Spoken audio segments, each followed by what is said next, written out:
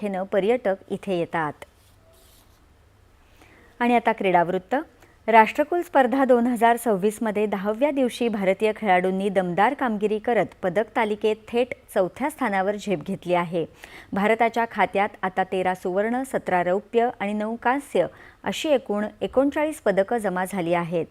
जुडोमध्ये 19 वर्षीय ईशरूप नारंग हिने महिलांच्या 78 किलो वजनी गटात झालेल्या कांस्य पदकांच्या अंतिम सामन्यात पराभूत झाल्यामुळे तिची या स्पर्धेतील मोहीम पूर्णपणे संपली आहे। पुरुषांच्या 100 किलो वजनी गटात अवतार सिंगचा सायप्रसच्या ॲरिस्टोस मायकेलकडून पराभव झाला आणि त्याचे स्पर्धेतील आव्हान संपुष्टात आलं।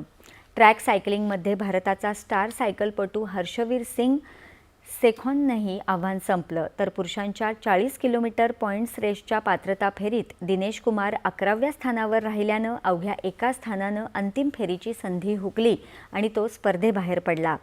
दरम्यान राष्ट्रकुल क्रीडा स्पर्धांचा आज समारोप होणार आहे। यावेळी 2030च्या राष्ट्रकुल क्रीडा स्पर्धांचं यजमानपद अधिकृतपणे भारताकडे सुपूर्द करण्यात येणार आहे। भारताची 17 वर्षीय